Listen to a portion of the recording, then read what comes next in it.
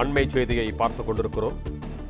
300 பேருந்துகள் தொடக்க விழாவுக்காக வரவழைக்கப்பட்டு நிறுத்தி வைக்கப்பட்டுள்ளதாக கூறப்படும் குற்றச்சாட்டு தவறானது என்று போக்குவரத்து துறை தெரிவித்திருக்கிறது. இது தொடர்பான கூடுதல் விவரங்களோடு இணைகிறார் எமது செய்தியாளர் யுவராஜ். வணக்கம் யுவராஜ், உங்களிடம் இருக்கும் தகவல்களை பகிர்ந்து கொள்ளுங்கள். வணக்கம். முதலமைச்சர் பிறந்த நாளையொட்டி 300 புதிய பேருந்துகள் தொடக்க விழாவுக்காக சென்னைக்கு வரவழைக்கப்பட்டு தொடக்க விழா நடத்தப்படாமல் நிறுத்தி வைக்கப்பட்டுள்ளதாக குற்றச்சாட்டு பல இடங்களிலிருந்து வெளியாகியிருந்தது.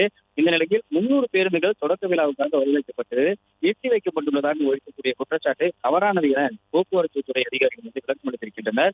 முதல்வரின் பிறந்த நாளையொட்டி எந்தவித புதிய பேருந்துகளுக்கான தொடக்க நிகழ்ச்சிகளும் நடத்த திட்டமிடவில்லை எனவும், அதே போன்று அந்த பேருந்துகள் அனைத்தும் வருகின்ற வெள்ளி மிலாடி நபி பண்டிகையொட்டியும், அதே போன்று சனி ஞாயிறு வார விடுமுறை ஆகிய தொடர் விடுமுறைக்காக பிற மாவட்டங்களுக்கு இயக்குவதற்காகவே சென்னைக்கு வரவழைக்கப்பட்டுள்ளதாகவும் போக்குவரத்து துறை அதிகாரிகள் விளக்கம் அளித்திருக்கின்றனர்.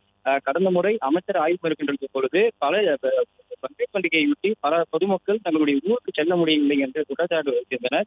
அந்த வகையில் மக்களினுடைய தேவைக்கேற்பவும் பயணிகளுடைய தேவையை கருத்தில் கொண்டு இந்த புதிய பேருந்துகள் அனைத்தும் பிற மாவட்டங்களுக்கு சென்னையிலிருந்தும் கிளாம்பாக்கத்திலிருந்தும் கோயம்பேட்டு பேருந்து நிலையத்திலிருந்தும் இயக்கப்படும் என்று போக்குவரத்து துறை அதிகாரிகள் விளக்கம் அளித்திருக்கின்றனர். அந்த வகையில் எந்த ஒரு புதிய பேருந்து நிகழ்ச்சிக்கான தொடக்க நிகழ்ச்சி ஏற்பாடு செய்யப்படவில்லை எனவும், அந்த பேருந்துகள் அனைத்தும் வருகின்ற 3 நாட்கள் தொடர் விடுமுறைக்காகவே ஏற்பாடு செய்யப்பட்டிருப்பதாகவும் போக்குவரத்து தரப்பிலிருந்து விளக்கம் அளிக்கப்பட்டிருக்கிறது.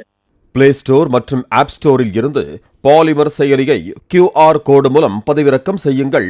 செய்திகளை உடனுக்குடன் பெறுங்கள்.